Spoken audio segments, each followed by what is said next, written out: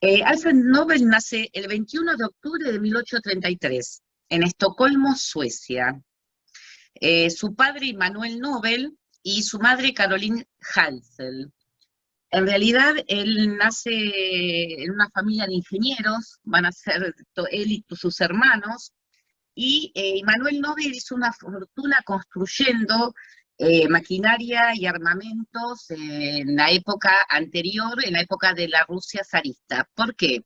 Porque cuando tiene 9 años, Alfred Nobel, la familia se traslada a vivir a Rusia y allí el padre justamente va a desarrollar fábricas de armamentos, de maquinarias, y Alfred a los 9 años comienza con una educación junto con sus hermanos, una educación privada de la cual decían que eran muchas horas por día, de 10 a 12 horas por día, hablaba 5 idiomas, eh, y que va a ser justamente dedicarse a la profesión familiar que va a ser ingeniero. Regresó a Suecia en 1863, Alfred Nobel, y completó allí las investigaciones sobre explosivos. ¿Por qué? Porque ya había surgido en Italia justamente Ascanio Sobrero de la Universidad de Turín en 1847, que había inventado la nitroglicerina. Una de las cosas que va a hacer Alfred Nobel justamente es empezar a trabajar con la nitroglicerina. El tema de la nitroglicerina es que es muy inestable y lo que producía justamente era muchas muertes. Va a tener una fábrica con su padre y sus hermanos y allí ellos empiezan a probar cuál sería la mejor manera de trabajar con la nitroglicerina, de qué manera podría utilizarse. Y ahí es lo que empiezan a ver y a buscar sistemas para manejar la nitroglicerina. Ahí empiezan a manejar el tema de los detectores, a ver qué es lo que podría hacer y provocar muchas menos muertes que la que provocaba, y que en realidad muere un hermano de Alfred Nobel en uno de estos ensayos y una de estas pruebas en la fábrica de Estocolmo, en una de estas pruebas de nitroglicerina, que supuestamente él no superó nunca, él y 4 personas más en estos ensayos que hacían familiarmente. La realidad es que confeccionó el sistema con un detonador de mercurio. Ese detonador de mercurio fue que hizo más estable el manejo de la nitroglicerina. Si nosotros hablamos de Alfred Nobel, todos hablamos premio Nobel y hablamos dinamita. En realidad son los dos conceptos que vamos a tener cuando pensamos en Alfred Nobel. El tema de la dinamita fue, en realidad, él estaba buscando cuál podía ser el explosivo que podría llegar a utilizarse mezclando la nitroglicerina con qué otro elemento, y buscaba un elemento mineral, un sólido que pueda absorber la nitroglicerina, y este va a ser el dióxido de silicio, y allí va a dar lugar a la dinamita, invento por el cual Nobel va a ganar mucho, mucho dinero. Se va a transformar en un hombre multimillonario, va a empezar a fundar empresas, en todas partes del mundo, no solo en Estocolmo, y en realidad era un hombre muy rico que era totalmente infeliz, totalmente infeliz. Era un hombre joven cuando tenía 33 años, cuando él descubre la dinamita. Acá el tema que se plantea es, la dinamita, él decía que lo hacía para la paz. Y entonces, como un elemento de la guerra, se realiza para la paz. Él tiene uno de sus amores, se dicen que fue, Alfred Nobel no se casó, tuvo hijos, pero uno de sus amores, él se casaba con la pacifista Berta von Suttner y decía que las armas iban a tener un efecto disuasivo más que las manifestaciones y las campañas de paz. Él decía que cuando los ejércitos se enfrenten y vean el poder de la dinamita, iba a ser absolutamente disuasivo continuar con una guerra. Lamentablemente no fue así. Estas ideas que él tenía no fueron, y después no necesitamos llegar a la Primera Guerra Mundial. La Primera Guerra Mundial dejó claro que no fue de esa manera. Él era un profundo pacifista, que eso es algo que contradice a justamente la creación de la dinamita y la riqueza que le provocó la dinamita. Y dicen que esto le ha generado una culpa a él grande, en la cual se transformó en un hombre taciturno, un hombre que se relacionaba poco y aislado de gente, y que él buscaba en todo momento como buscar algo para subsanar lo que podía realizar la dinamita. Registró en su vida 355 patentes, y en la actualidad su nombre sobrevive en varias compañías. Les nombro Dynamit Nobel y AkzoNobel. En realidad continúan muchas empresas que fundó Nobel. Su familia toda va a enriquecerse de distintas maneras. Sus hermanos se quedan en Rusia y van a trabajar también y van a fundar fábricas y van a hacer pozos petroleros. Lo que pasa es que la revolución rusa les va a confiscar todos sus bienes, o sea que todo el enriquecimiento que habían tenido sus hermanos, fue una familia que había logrado mucha prosperidad, habían también desarrollado muchos inventos, toda la familia. Yo acá les quiero leer una frase de él, en la cual él dice: para preservar la paz hay que crear máquinas tan poderosas que los hombres no osen utilizarlas. Esta es una frase que él, con la cual trataba de justificar la utilización de la dinamita. Después dice, entre las cosas que él planteaba, y un hombre tan rico, estaba muy solo, vivía en París, y entonces publica en un diario, y esto también me interesa leerlo, un anciano señor, tenía 43 años Alfred Nobel cuando publica eso, se sentía un anciano señor muy rico y culto que vive en París, desea encontrar señora de su edad que acepte ser su secretaria y se ocupe del funcionamiento de su casa. La encuentra la señora, y en realidad va a ser la condesa Kinsky, que era una señora distinguida, erudita, bella, y que él quedó flasheado con ella, se enamora perdidamente, le propone matrimonio y ella lo rechaza.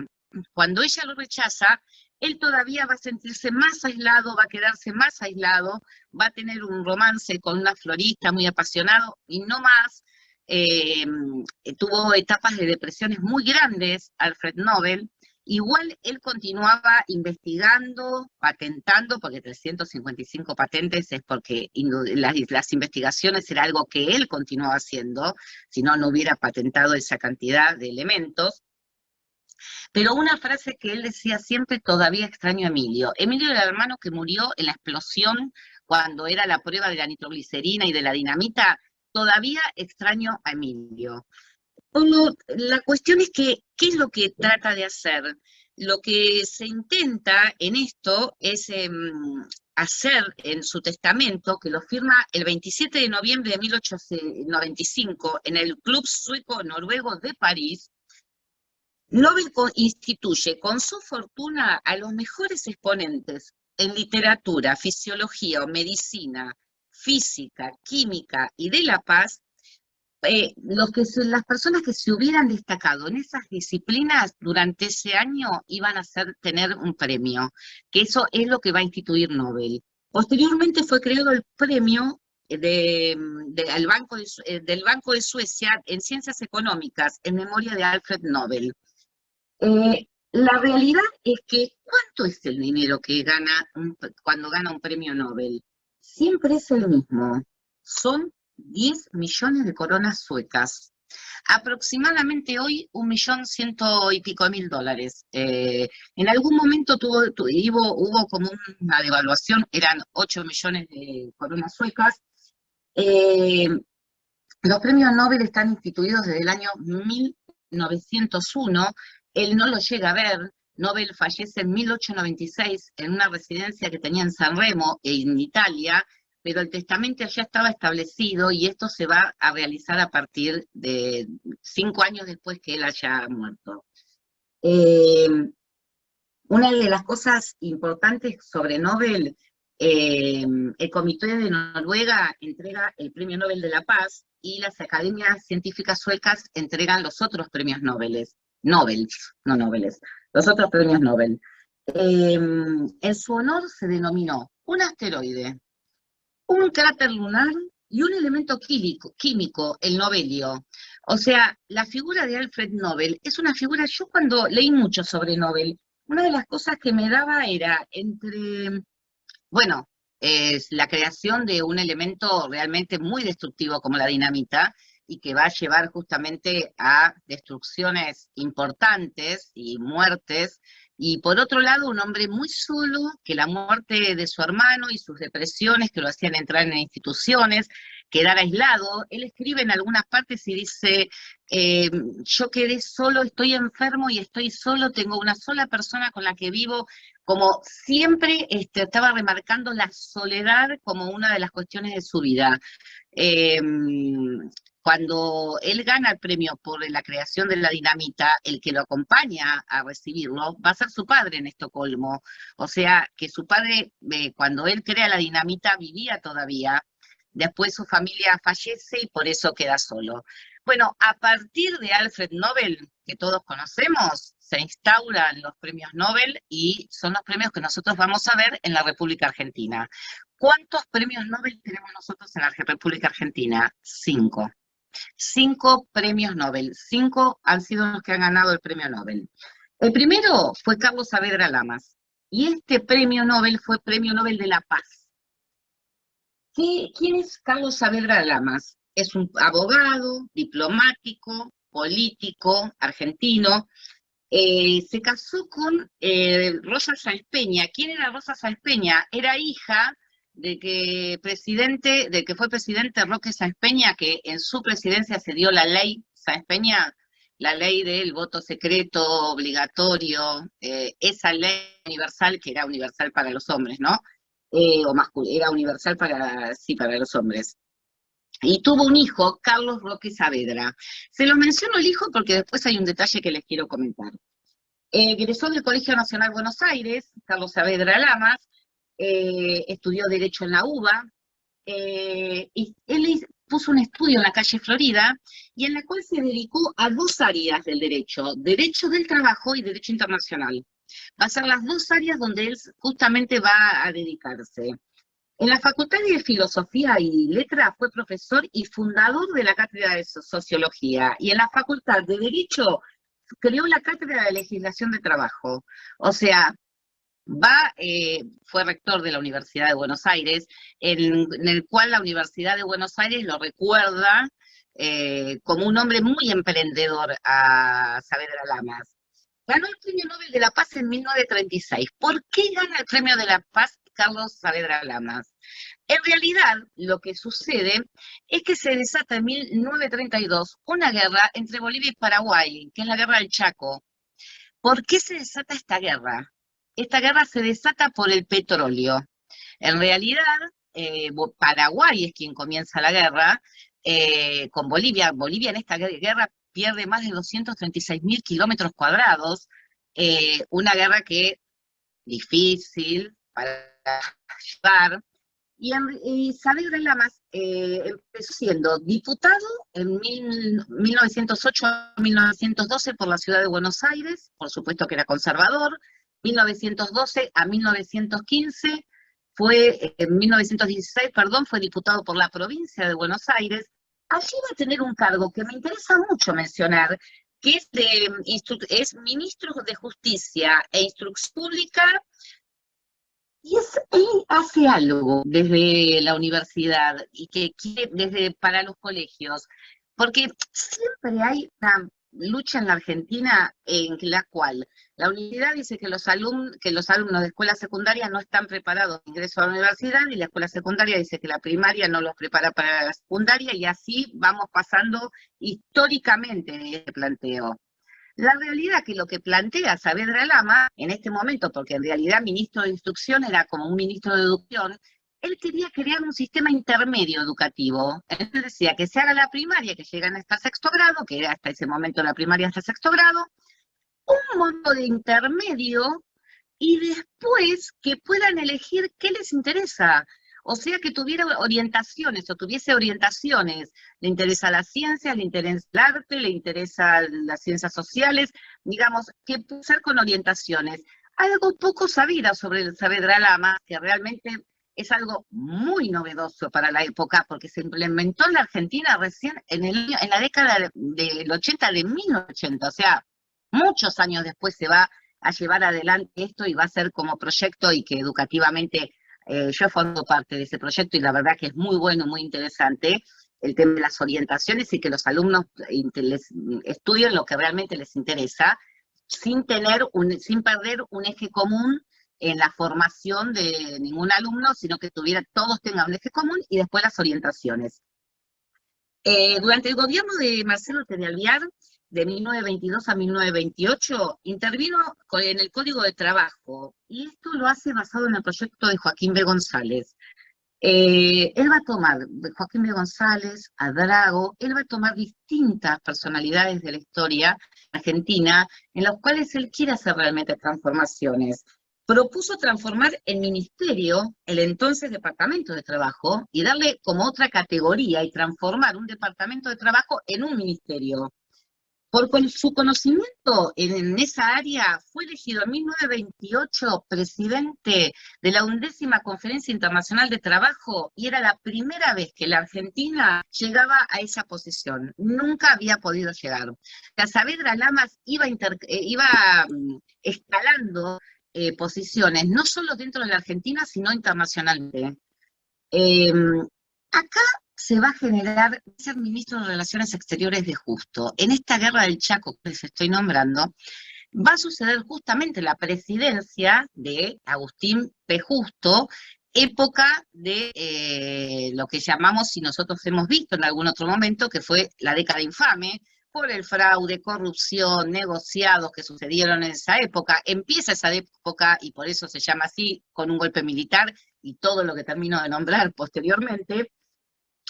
A Agustín P. Justo no le gustaba Saavedra Lamas, él sentía que Saavedra Lamas se mandaba demasiado y que muchas cosas no las consultaba con él y que decidía, y Saavedra Lamas se consideraba que él podía decidir en esto. Fue un hábil diplomático Saavedra Lamas, eso no queda ninguna duda, y supo mediar en el conflicto justamente entre Paraguay y Bolivia. Eh, en ese conflicto evitó la injerencia de Estados Unidos. ¿Estados Unidos qué quería hacer? Estados Unidos en el año 1825, miren cuando nos remontamos, la doctrina Monroe, América para los americanos, ahí decidió, dijo, bueno, hay petróleo, la discusión es por petróleo en ese territorio, pensemos que quizás sería interesante intervenir nosotros también. Saavedra Lamas no permite la injerencia de Estados Unidos. Y ahí se va a basar en lo que plantea en su momento Drago, de las intervenciones en los países, de cómo Estados Unidos. Drago interviene cuando se hace de Venezuela debía dinero a países europeos y van y bloquean el puerto de Venezuela y dice que no se pueden hacer ni bloqueos ni intervenciones políticas de ningún país por deudas económicas. Saavedra Lamas va a ir tomando distintas posturas en las cuales corta esta postura de cual Estados Unidos podía manejar y dominar Latinoamérica. Y eso fue un parate muy importante. El 12 de junio de 1935 se firma el Protocolo de Buenos Aires, que puso fin a la Guerra del Chaco. Justamente por esta mediación, lo que va a hacer Saavedra Lamas va a recibir el Premio Nobel de la Paz en el año 1936. La paz en el Chaco está lograda. Esta foto, que es de un diario, esta imagen en realidad que es de un diario, es una buena imagen en la cual Saavedra Lamas logra justamente firmar esta paz. Ahí va a ganar el Premio Nobel de la Paz. También defendió de muchas maneras la neutralidad de la Argentina en la Guerra Civil Española. Plena época de Guerra Civil Española, había una gran población española en la Argentina, y él dijo, neutralidad, la Argentina no tiene que participar en esta guerra. Era la política que había tenido Irigoyen con respecto a la Primera Guerra Mundial, la situación de neutralidad.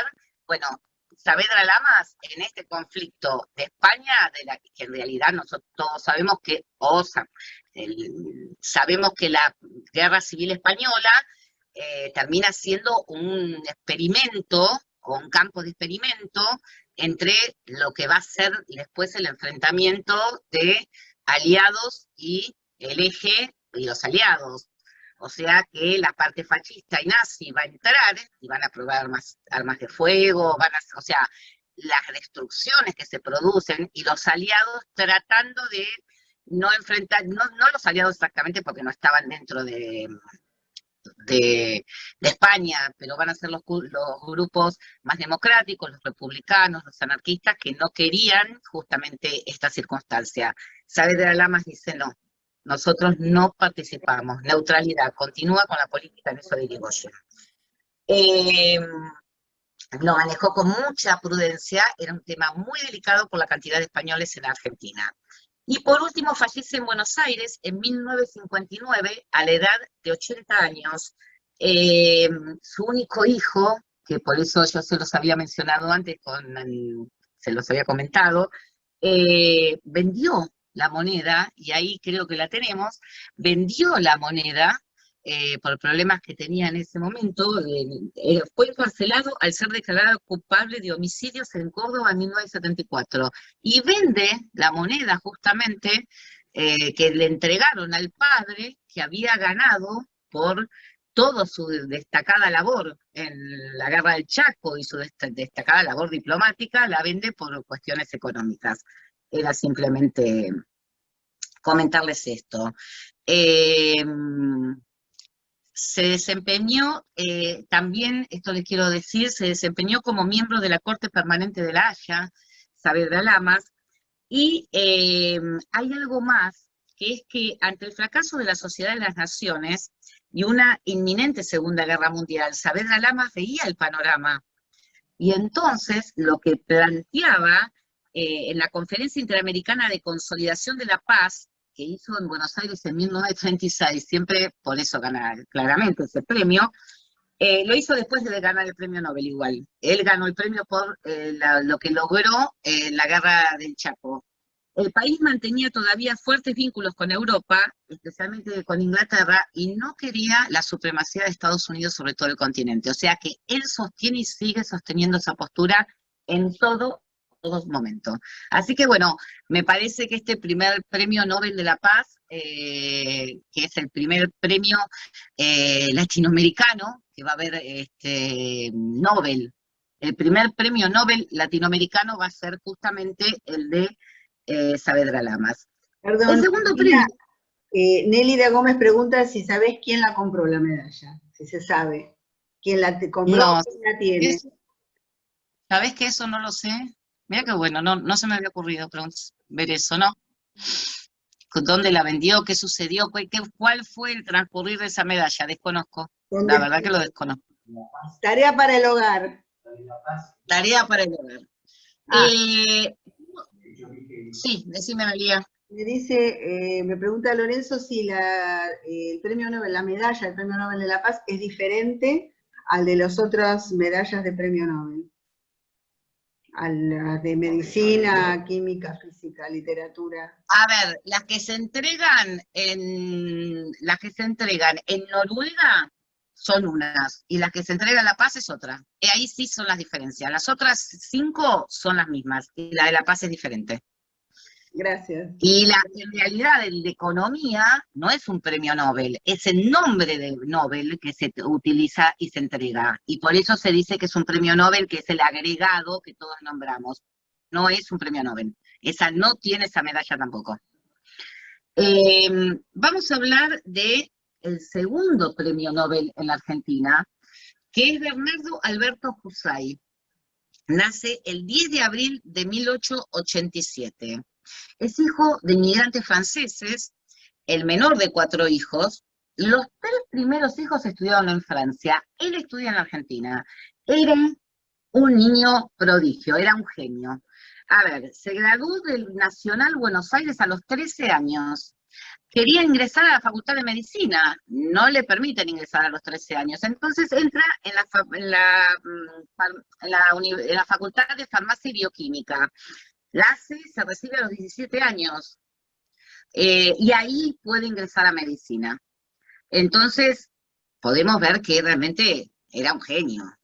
Luego estudió la carrera de medicina, a los 23 años se recibe de médico en la UBA. Antes de terminar la carrera ya se destacaba como docente y como investigador, Kusai. O sea, 2 años él se recibe a los 23, a los 21 ya empezó a dar cátedras y incentivar la investigación. Con 21 años fue designado como profesor de fisiología, no existía la cátedra, o sea, va a ser el primero que va a dar la cátedra de fisiología de la UBA, convirtiéndose en el primer profesor justamente. 2 décadas más tarde, en 1919, dirigía el Instituto de Fisiología de la UBA, desde donde realizó los trabajos que le dieron fama internacional. ¿Cuáles son los trabajos que le dieron fama internacional? Él revolucionó el tratamiento de la diabetes. Lo que va a hacer Kusai es revolucionar el tratamiento de la diabetes. Fue uno de los primeros científicos en entender que ¿qué causa la diabetes? Un trastorno por un nivel alto de glucosa en la sangre. Él va a ser el que va a empezar a ver eso, y ¿qué se hacía con eso? Con eso lo que se hacía era justamente tratar de nivelar la cuestión de la insulina. Hoy la OMS considera a la diabetes como una enfermedad que es una pandemia que afecta a más de 450 millones de personas, o sea, la diabetes ha aumentado exponencialmente. A principios del siglo XX se sabía que esta enfermedad estaba relacionada con la falta de insulina, pero no se entendía qué causaba ese proceso. En ese enfoque científico estaba puesto como cómo crear insulina para ayudar a los pacientes. En 1921, 2 médicos canadienses consiguieron aislar la insulina obtenida del páncreas de bovinos, y por eso obtuvieron el premio Nobel en 1923. El mismo año, en 1921, que estos canadienses logran aislar la insulina, Kusai también tuvo acceso a la investigación que habían hecho ellos y pudo purificar la insulina en Buenos Aires. Se hizo ese tratamiento antes que en Europa. Pero su aporte más grande al tratamiento de la diabetes fue cuando fue el primero en asociar la enfermedad con la glándula pituitaria. Y fue así que dedujo que las hormonas que producen esta glándula debían ser las responsables de regular los niveles de azúcar en sangre. Experimentó en perros y ranas, entendió cómo interactuaba la glándula y el páncreas para regular el metabolismo de la glucosa. La verdad, un investigador impresionante lo que hizo. Y postuló que equilibrando estas hormonas sería posible controlar la diabetes. Esto le trajo muchos reconocimientos, el mayor de ellos va a ser el premio Nobel en el año 1947. No lo va a ganar solo, lo va a ganar con una pareja de Checoslovaquia que vivían en Estados Unidos y trabajaban e investigaban en Estados Unidos, que también hicieron importantes aportes al tratamiento de la diabetes. Ahora bien, ¿qué pasa con Kusai? Y acá yo leí bastante también sobre Kusai, fue un personaje que me interesó mucho y me pareció impresionante las investigaciones, las dedicaciones, la pasión, ¿no? A mí esto de las pasiones por investigar, por trabajar, por contribuir en tanto a la humanidad, en este caso en términos de salud, la BBC da un título y dice, era considerado un perseguido político. El tema es así. Kusai era claramente digamos, fervor defensor de los aliados. Estamos hablando de año 1943, Segunda Guerra Mundial en ese momento en marcha. Él estaba a favor absolutamente de los aliados y va a firmar una carta que justamente firma el apoyo al bando aliado y apoya las democracias, en contra de los sistemas autoritarios, en contra del eje, de los germanófilos. Y ahí, en el año 1943, le van a sacar su cargo en la Universidad de Buenos Aires. Todos dicen que se lo saca Perón, pero en realidad en 1943 quien estaba en el gobierno era Ramírez, no era Perón.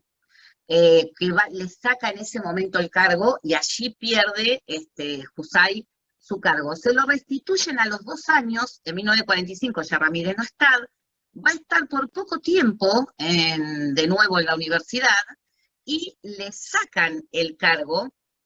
Y cuando se le sacan esto de dirigir este instituto que tenía en la UBA, en 1945 Jusay tenía 59 años, y le dicen que, o 57 años, le dicen que, bueno, que ya estaba muy mayor y que se lo jubilan. Entonces él lo que hace es crear otro instituto, va al margen de la universidad, va a crear otro instituto que va a ser el IBIME en 1944, que por eso cuando vuelve a la UBA enseguida se vuelve a ir, que es el Instituto de Biología y Medicina Experimental, desde donde ahí va a continuar toda su tarea de investigación. El IBIME hizo mucho trabajo por las ciencias, por la diabetes, la endocrinología, la nutrición, la farmacología, glándulas suprarrenales, páncreas e hipertensión. Ese instituto va a tener muchos otros investigadores con él, en el cual van a trabajar, y después vamos a ver que el próximo premio Nobel es justamente Leloir, que va a ser un discípulo de Jusay, que tenían 2 institutos que se entrecruzaban y que utilizaban los mismos elementos, o si se quedaban uno u otro, porque se comunicaban las casas por las partes de atrás, entonces cruzaban directamente de uno a otro y así era tan fluida el vínculo y la relación. Fue también en esa época, en 1945, que escribió este libro que estamos viendo en pantalla, que es Fisiología Humana, que tuvo un gran reconocimiento mundial. Fue traducido a muchísimas lenguas, justamente por la importancia que marcó en la fisiología Jusay. El gobierno de Perón dicen que controlaba los medios, y que cuando Jusay gana el premio en 1947, un solo diario saca 2 renglones con respecto al tema.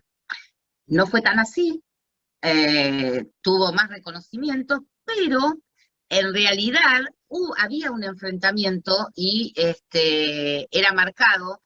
Lo que pasa es que se genera como una pregunta frente a esto, es decir, ¿cuál era la situación que se planteaba para 1947 al no dejar a Jusay, digamos, manifestarse o ser públicamente homenajeado como era fuera del país? Jusay nunca se quiso ir del país, a pesar de todo lo que dicen que era un perseguido político, nunca se fue del país y tenía montones de ofrecimientos para irse fuera de la Argentina y siempre se quiso quedar en la Argentina. En realidad,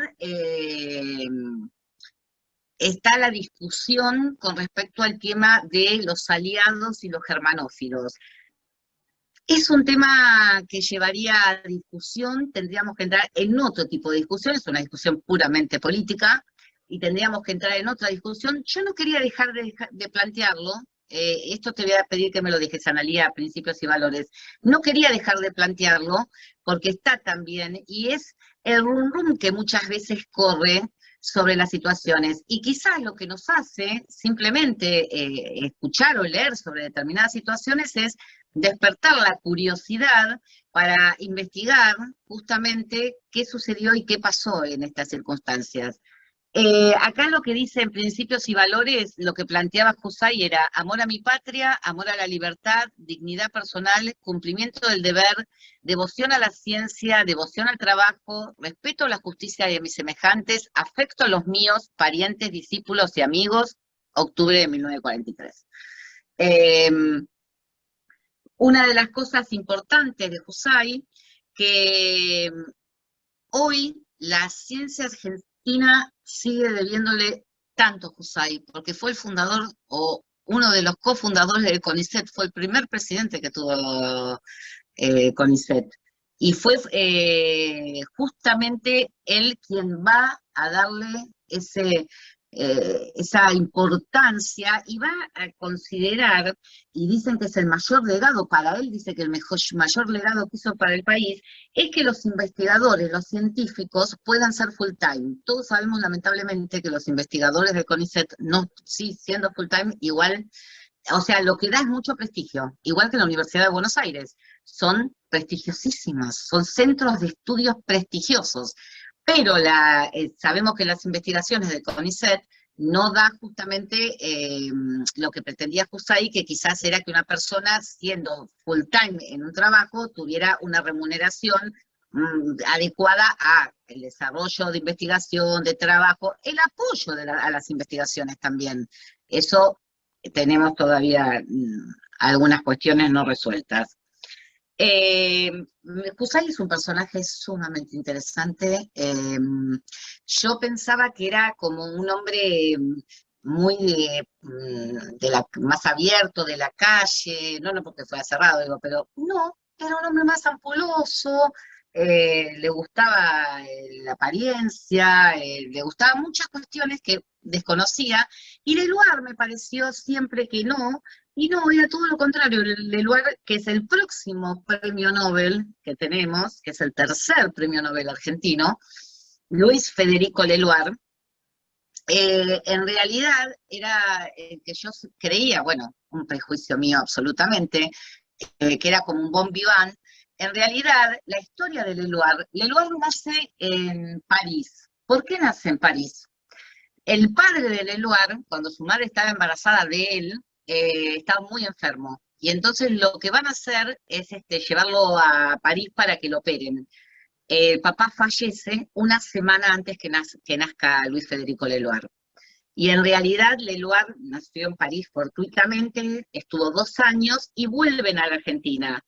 Eh, Cuando él llega acá, con sus hermanos, eran 8 hermanos, se van a vivir a La Pampa, que era donde tenían tierras, y en realidad lo que se llamaba La Pampa eran miles y miles de hectáreas, que de Mar del Tuyú a Mar de Ajó y hasta no sé qué punto de La Pampa era de ellos, y empezó a leer a los 4 años solo, porque llegaban los diarios en los cuales la familia dedicada a la producción agropecuaria, familia que había tenido dinero y que había invertido en tierras, dedicada a la producción agropecuaria, llegaban los diarios con los cuales él empieza justamente a manejar a empezar a leer solo.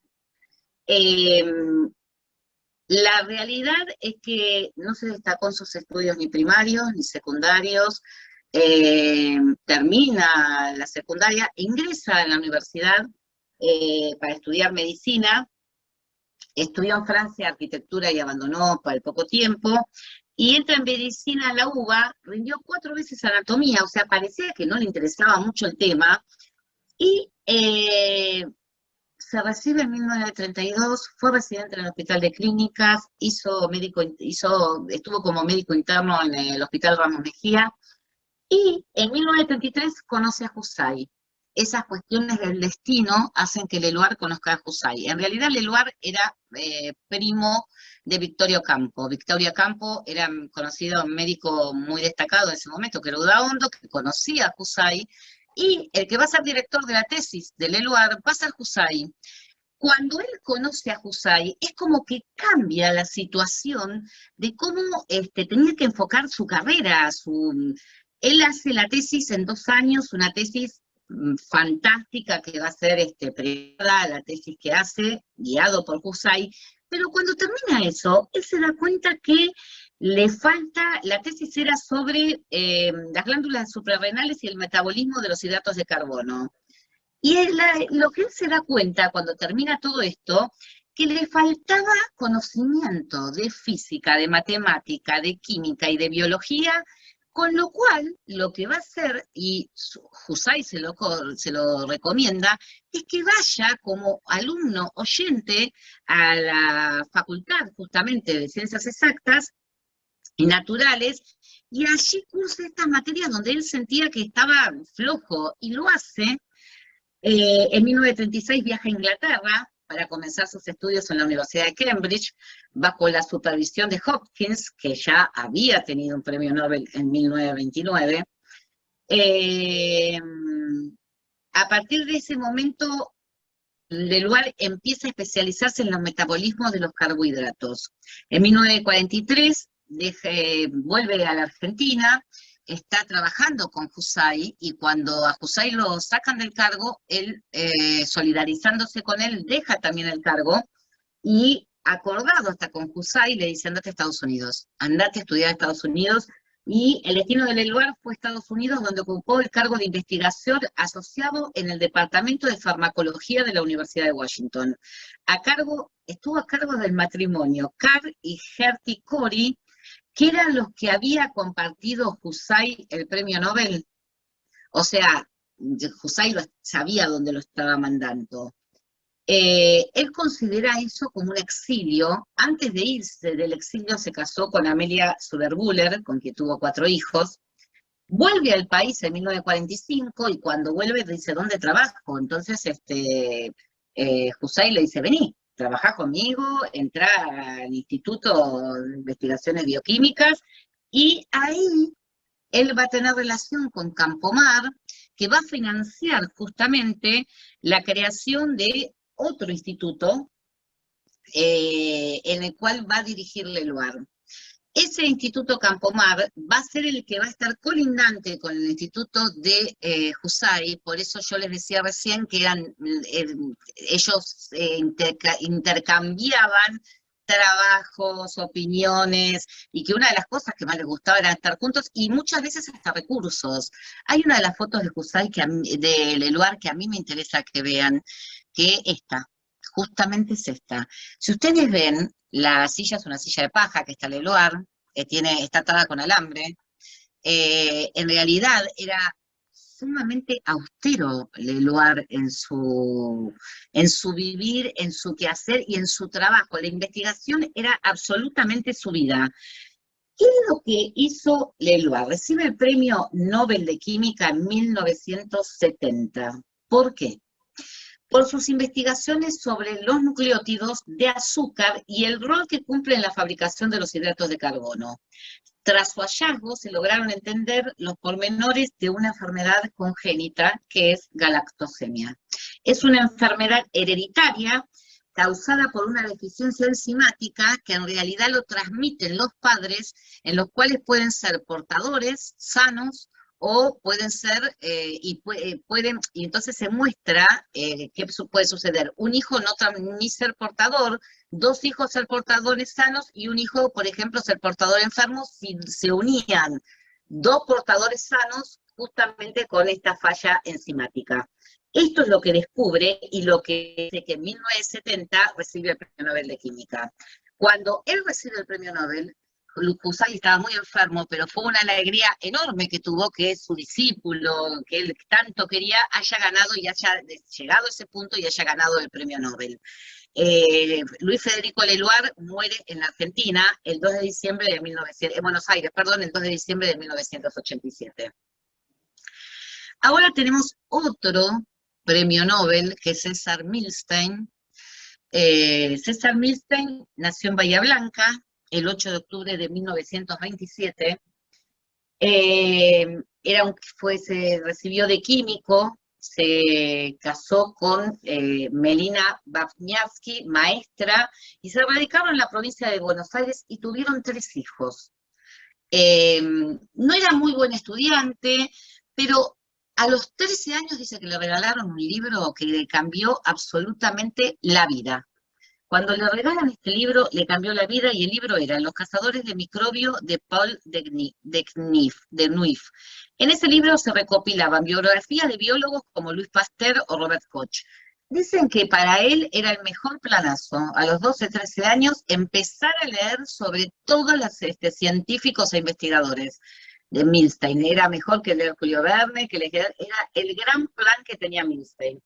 Se graduó de licenciado de Ciencias Químicas en la Facultad de Ciencias Exactas y Naturales a los 25 años. Y 4 años después se recibió doctor en Química. El tema es que él empieza a trabajar en la universidad él empieza a dar clases dentro de la universidad, va a ocupar una oficina dentro de la universidad, obtuvo su primer doctorado como químico por sus tesis sobre enzimas. Él cuando era joven había militado en el movimiento anarquista y fue becado por la Universidad de Cambridge, donde realizó su investigación postdoctoral en 1960. Vuelve a la Argentina en 1961 y la historia en la Argentina estaba un poquito revuelta. Estamos plena presidencia de Frondizi. Frondizi, ustedes saben, tuvo muchos intentos de golpes militares, muchos intentos en su presidencia de golpes militares. Él va a trabajar y va a hacerse cargo de la División de Biología Molecular del Instituto de Microbiología de Malbrán.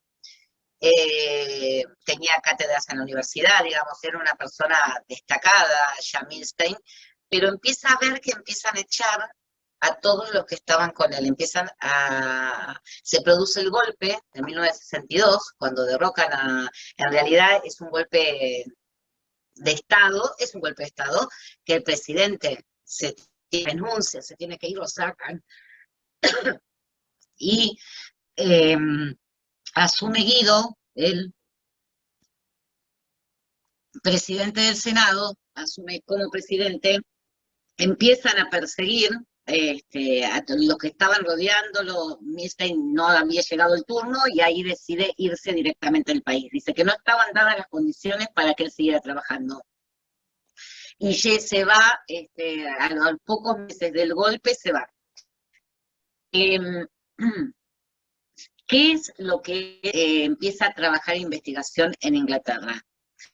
Y él empieza a trabajar en la universidad con respecto a los anticuerpos, la inmunoglobulina, los anticuerpos, y un hallazgo que va a ser sumamente importante, que fue los anticuerpos monoclonales, que van a ser muy importantes para las enfermedades como el cáncer, diabetes y muchísimas otras, y por esto, en 1984 gana el premio de medicina.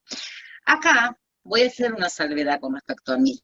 Lamentable que se tuviera que ir del país, porque no pudo desarrollarse y continuar con su tarea, cuestiones ideológicas o políticas. Y cuando sí ganó el premio Nobel en ese momento, en 1984, todos ganó el premio Nobel un argentino que se fue de la Argentina. En el 1962 se va de la Argentina justamente por poder trabajar libremente en la Argentina. Sí, era argentino, es verdad, pero todo su desarrollo, o ver parte, no sé si todo, ver parte de su desarrollo profesional, o los últimos 20 años, 20 y pico de años, hasta el premio Nobel, lo hizo en Inglaterra, no lo hizo en la Argentina. Y por último, tenemos al último premio Nobel de la Argentina, que es Adolfo Pérez Esquivel. Premio de la Paz en el año 1980. Algunos consideran que en 1980 estamos hablando del proceso de organización nacional en la Argentina. Unos consideran, y así está expresado, que fue un cachetazo político, a lo cual yo leí, se sabe que en 1980, en una época de proceso, gana Pérez Esquivel el premio Nobel de la Paz. Pero en realidad como un cachetazo a la dictadura militar. Bueno, un cachetazo podría ser rico, ¿no? Nació en Buenos Aires el 26 de noviembre de 1931, Pérez Esquivel. Era escultor, pintor, docente, activista. Su padre era de Pontevedra, de Galicia, y viene acá como inmigrante a la Argentina. Pero no podía mantener a la familia. Y entonces lo hizo, su padre fue buscar ubicación a los hijos cuando no los podía mantener. Y él va a ir, lo va a andar con infancia como pupilo en el patronato de colegiales. Y su padre regresó a España a ver si podía mejorar la situación. Su padre vuelve a la Argentina, la situación era compleja. Él vivió un tiempo con una abuela en Aedo, que no hablaba castellano, la abuela hablaba guaraní nada más, a lo cual él se adentra en un idioma que no conocía y que empieza a conocer parte de la cultura originaria viva, y empieza a compenetrarse y a entender cómo era eh, fue en ese momento que empieza a desarrollar un amor por la escultura, talla de madera, eh, aprendió mucho de su abuela de historia y de la tradición de los originarios, volvió a reunirse con su familia, y entonces el secundario lo va a hacer en San Telmo. Su familia, eran todos profundamente católicos, y va a estudiar en la escuela de franciscanos, y cuando más grande, como en la adolescencia, conoce a la que va a ser su esposa cuando tenía 15 años. Tenían una formación religiosa los dos sumamente importantes. Conoce a la mujer a los 15 años, que es Amanda Guerreño, porque era amigo de su hermano, y juntos después estudiaron en la Universidad de La Plata. Él a los 11 años, como no tenían dinero en la casa, sale a trabajar. Eran muy pobres, muchas noches se acostaba sin comer, esto es contado por él, cuál era la realidad que se vivía en la casa. En la década del 60 comenzó a trabajar en organizaciones y movimientos latinoamericanos cristianos. Él apoyaba va a apoyar, unos años después, la teoría de la liberación. Posteriormente participó como líder de los movimientos de no violencia, y en 1973 fundó el periódico Paz y Justicia. La violencia estaba desatada en todo el continente, y las graves violaciones a los derechos humanos que se producían hizo que lo llevaran a él a asumir compromisos y responsabilidades muy grandes, y con otros movimientos cristianos y con otros grupos dentro del continente. En 1974, en Medellín, se lo designó como Coordinador General de Servicio Paz y Justicia para América Latina, para trabajar justamente en los derechos de las personas de manera no violenta. Estos grupos formados por laicos, religiosos, campesinos, indígenas, sectores populares, eran con los cuales él trabajaba y acompañaba. En 1975 fue encarcelado en Brasil, no llegó a pisar Brasil, llegó al aeropuerto y va preso. En 1976 en Ecuador, con obispos que viajaban y religiosos, también va preso, y vuelve a la Argentina. Y en la Argentina empieza a trabajar, en Argentina en 1976 se produce el golpe militar de Jorge Rafael Videla, y con la represión posterior que tuvo el golpe contribuyó a la formación de organizaciones populares para defender los derechos humanos y apoyar a los familiares de las víctimas de la dictadura. El Servicio Paz y Justicia, el SERPAJ, va a ser un cofundador del SERPAJ en la Argentina, sirvió como instrumento para la defensa de los derechos humanos. También va a contribuir a la fundación de la Asamblea Permanente de los Derechos Humanos, Pérez Esquivel. Posteriormente colabora con otros organismos de derechos humanos, de familiares de víctimas de la dictadura, que van a ser madres de Plaza de Mayo, abuelas de Plaza de Mayo, y familiares de detenidos y desaparecidos políticos. En agosto de 1977, él es detenido y llevado al departamento de policía, va a estar 14 meses detenido, pero va a ser puesto a disposición del Poder Ejecutivo Nacional. O sea que cuando pasaba estar a disposición del Poder Ejecutivo Nacional era como una manera de estar legalizado, con lo cual no se pensaba que no lo iban a matar. Él cuenta que él estuvo en un vuelo de la muerte, que no llegaron a tirarlo en estas situaciones que pasaban. Después de que salió de la prisión, estuvo 14 meses en prisión y 14 meses con libertad vigilada. Ya estamos hablando justamente del año fines de 1979, y en 1980 Pérez Esquivel gana el Premio Nobel de la Paz. Por eso es que se habla del cachetazo que significó para la dictadura militar. Siempre manejando la no violencia, y después de ganar el premio, cuando recibe el Premio Nobel de la Paz, él dice que no lo recibe él, que lo reciben todos los que siempre han estado con él, los que los más nos necesitan, las personas, los indígenas. Empieza a nombrar los pueblos originarios, él empieza a nombrar campesinos, todos los que siempre él sintió formaba parte. Y después de recibir el Premio Nobel en 1980, lo que va a hacer es continuar trabajando por los derechos humanos en toda Latinoamérica para todos los sectores que necesitaban ir a todas las reuniones de asamblea que fueran necesarias y una persona destacada justamente por su labor en derechos humanos. De allí su Premio Nobel de la Paz. Estos contados de una manera para una charla, los 5 premios Nobel argentinos. No sé si quieren hacer alguna pregunta, algo. Si Yo no veo nada porque con el celular se me complica. A ver, voy a habilitar el chat. Sí, dice que la medalla fue vendida, la del Premio Nobel Saavedra Lamas, fue vendida por $1.116.250 a un coleccionista privado de Asia. Eso según la casa de subasta Stack's Bowers. Y la medalla del Nobel de la Paz de 1903 se vendió por $17.000 en 1985 en una subasta en Londres.